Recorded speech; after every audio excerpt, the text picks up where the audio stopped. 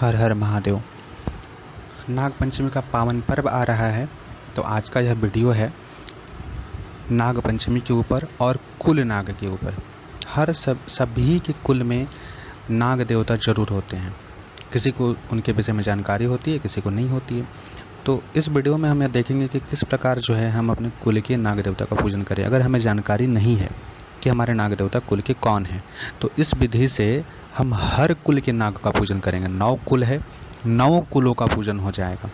अगर कुंडली में सर्प दोष है, काल सर्प दोष है, पितृ दोष है, या फिर किसी तंत्र मंत्र के द्वारा कुल के शक्तियों का बंधन कर दिया गया है, तो नाग पंचमी का एक त्यौहार जो है ऐसा त्यौहार है कि उस दिन अगर हम 9 नागों का पूजन कर लेते हैं, 9 शक्तियों का पूजन कर लेते हैं, तो कहीं ना कहीं इनके आशीर्वाद और कृपा से कुल की शक्तियाँ जो होती हैं वो बंधन मुक्त हो जाती हैं। चूँकि नाग देवता आज के समय में सबसे ज़्यादा उपेक्षित होते हैं।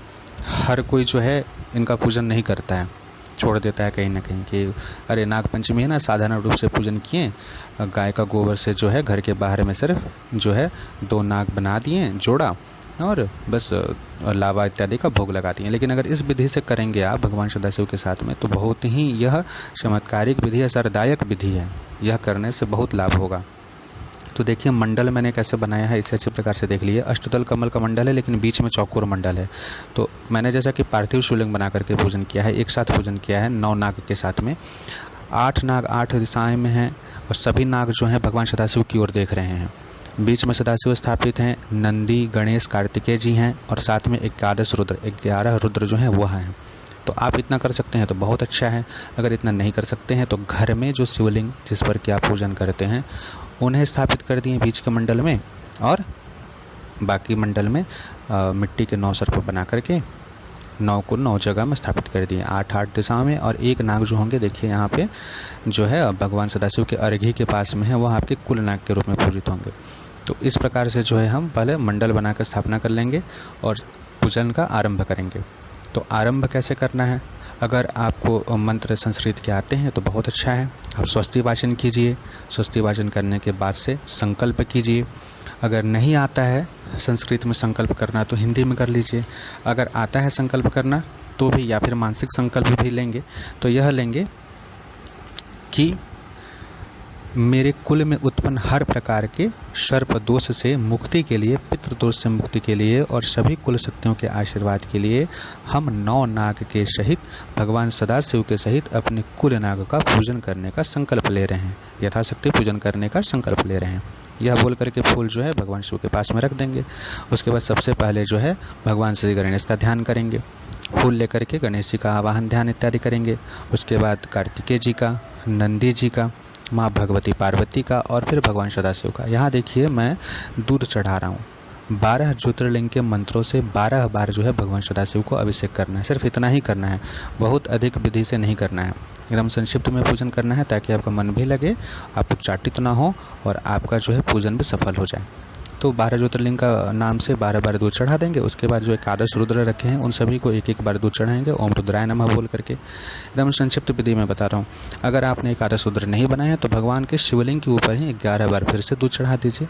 11 रुद्र के नाम से ओम रुद्राय नमः बोलते हुए फिर से 11 बार दूध चढ़ा दीजिए। इतना कर लीजिए। यह आरंभिक पूजन हुआ। यह जो है बीज के मंडल का पूजन हो गया, भगवान शिव के मंडल का पूजन हो गया। क्योंकि नाग जो होते हैं वह भगवान सदाशिव से संबंधित होते हैं, और इस बात को हर कोई जानता है, हर कोई देखता है कि देखिए सर्प जो है भगवान सदाशिव के गले में लिपटे हैं, तो भगवान नारायण सर्प पे ही सो रहे हैं। तो भगवती दुर्गा जो है वो हाथ में पकड़ी हुई हैं। गणेश जी जो हैं उनका जनेऊ के रूप में जो है वो जो यज्ञोपवीत के रूप में जो है वह नाग है। तो कार्तिकेय जी के कमर में लिपटा हुआ है वह नाग है। इसका क्या अर्थ है आप इस बात को समझिए। नाग सांप यानी कि काल, उसे हम लोग काल कहते हैं। काल यानी कि समय का द्योतक होता है। तो काल जो है देवताओं ने अपने अपने स्थिति के अनुसार काल को दर्शाया है। भगवान सदाशिव के गले में काल है, तो जगदम्बा स्वयं समय को, काल को पकड़ के रखी हुई हैं। तो यज्ञोपवीत ही भगवान श्री गणेश का है। तो कार्तिकेय जी के कमर में ही काल है, यानी कि समय है। तो इस चीज़ को समझिए। इसलिए जब हर देवता से संबंधित हैं नाग, भगवान विष्णु जो हैं समय के ऊपर साक्षात सो ही जाते हैं, योग निद्रा में चले जाते हैं, तो इस चीज़ को जानिए कि हमें नाग का पूजन अवश्य करना चाहिए, उपेक्षित नहीं करना चाहिए। तो नाग पंचमी का जो 1 दिवसीय त्यौहार है उस दिन जो है कुल के नाग का पूजन करें। तो आप देखिए, सर्वप्रथम मैंने यहाँ पे दूध इत्यादि से अभिषेक करके और फिर फूल इत्यादि से भगवान सदाशिव को सजा दिया। बिल्कुल भाव से पूजन करें, मंत्रों में ना जाएं, लेकिन करें। यह भाव ही देख करके देवता प्रसन्न होते हैं।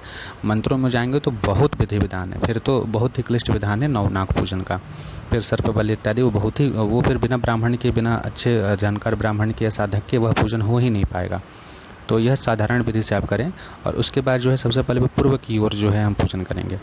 जब भगवान सदाशिव का पूजन हो जाएगा तो पूर्व दिशा से आरंभ करेंगे। पूर्व दिशा में शेषनाग, मैं एक नीचे डिस्क्रिप्शन में लिख दूंगा, बता दूंगा कि कहाँ कौन से नाग स्थित हैं। तो भगवान सदाशिव के पूर्व की ओर जो है शेष नाग स्थित हैं। तो सबसे पहले शेष नाग का आवाहन इत्यादि 10 पूजन करेंगे। 10 में क्या हो गया, जैसे कि शेष नाग का पूजन कर रहे हैं तो उनका आवाहन, आसन, आचमन, स्नान, वस्त्र उपवस्त्र, भोग, दीपक, धूप, कपूर और दक्षिणा। तो मैं एक नाग देवता का पूजन का विधि जो है आपको बता दे रहा हूँ। जैसे कि अभी जैसे पूजन जो हो रहा है वह शेषनाग का हो रहा है या अनंत जी का हो रहा है। तो ओम अनंताय नमः आवाहनम समर्पयामि, आवाहनार्थे पुष्पम समर्पयामि। फिर आसन, ओम अनंताय नमः आसनार्थे पुष्पम समर्पयामि। ओम अनंताय नमः आचमन्यम जलम समर्पयामि। ओम अनंताय नमः स्नान्यम जलम समर्पयामि। उनको स्नान दूध के साथ और जल से भी स्नान कराना है।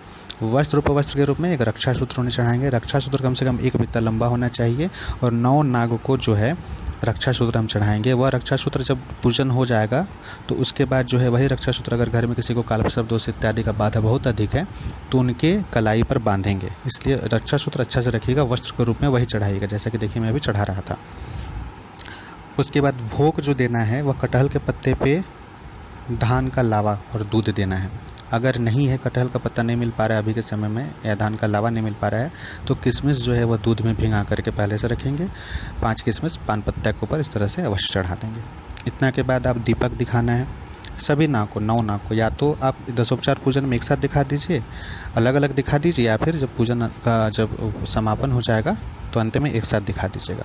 उसके बाद कपूर 9 नाग को और सभी कोई को दक्षिणा। तो इतना पूजन कर लीजिए। उसके बाद 9 नाग का मंत्र जो है वह कम से कम, जो 9 नाग गायत्री मंत्र है उसका कम से कम 108 बार जरूर उच्चारण कर लीजिए, जाप कर लीजिए। सर्प सूक्त का पाठ कर लीजिए, बहुत ही उपयोगी रहेगा। और 9 नाग स्रोत का, ये 3 चीज़ का पाठ कर लेना है। 9 नाग मंत्र जो गायत्री मंत्र है, ओम नवकुलाय विद्महे विषदंताय धीमहि तन्नो सर्प प्रचोदयात्, मैं डिस्क्रिप्शन में लिख दूंगा।